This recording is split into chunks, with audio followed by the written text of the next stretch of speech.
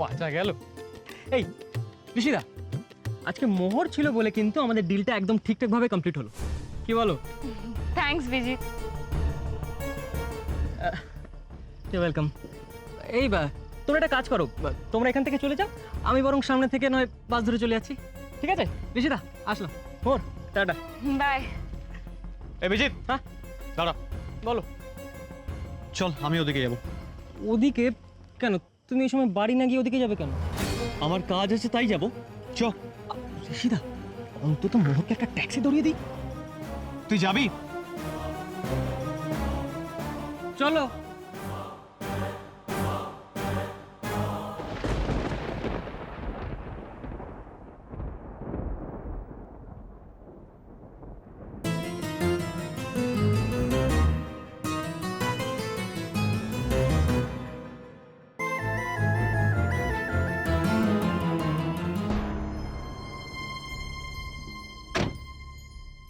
মোহর, আরে what a pleasant surprise.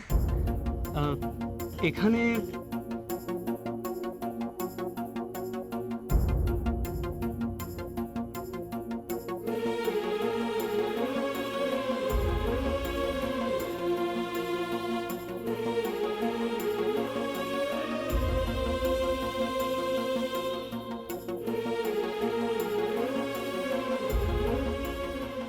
আমাকে রাস্তায় একা ফেলে চলে যাচ্ছিলে তুমি ঋষি?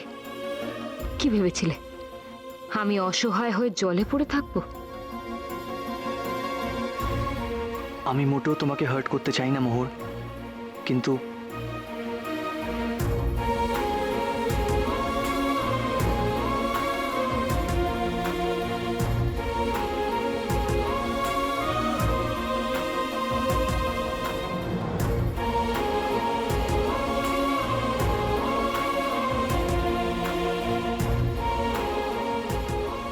এই ছেলেটাই সেদিন অফিসের নিচ থেকে মোহরকে পিক আপ করেছিল না?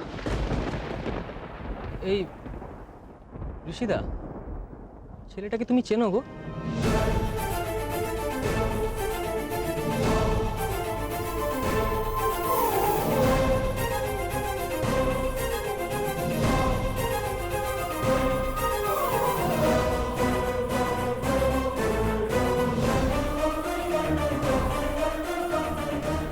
ঋষিদা, ছেলেটাকে চেনো যে মোহরকে লিফট দিল? আমি কি করে চিনবো ছেলেটাকে? কিন্তু কেমন মেয়ে দেখলি?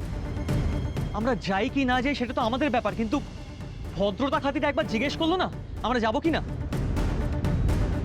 সত্যি ঋষিদা, তোমার অবস্থাটা ঠিক কেমন হয়েছে জানো তো? যারে দেখতে নারী তার চলন বাঁকা। সিরিয়াস, একদম তাই। আজকে সারাটা দিন তুমি মেয়েটার সাথে কথা পর্যন্ত বললে না। আমি এই সব কিছু বন্ধ করতে পারি, কিন্তু একটা শর্তে।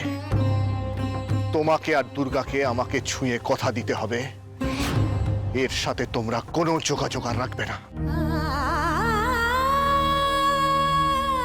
শোনো, আমরা এখনো তোমার মতন এতটা পাথর হয়ে যায়নি। তোমাকে ছুঁয়ে আমি এত বড় কথাটা। এটাই আমার শেষ কথা তোমাকে। দাদা ভাই, পুতুলটা না দিয়ে এসেছি। আস্তে, একেবারে বজরংবলী আন্টির হাতে দিয়েছো তো? না, আমরা তো দরজা দিয়ে গড়িয়ে দিয়েছি। ঘরে তো ঠাম্মু ছিল, তাই ঢুকতে পারিনি। মা ঘরে ছিল? এ বাবা, এটা যদি মার হাতে পড়ে তাহলে তো মুশকিল। ওনার কোনো সর্দারজির সাথে পরিচয় ছিল? সর্দারজি? না। ঠিক আছে, আমি তাও বলবো আপনারা একটু ঠান্ডা মাথায় ভাবুন। আসলে আমার জানাটা খুব দরকার। আমি তাহলে আসি, কিছু মনে পড়লে আমাকে অবশ্যই জানাবেন। আচ্ছা।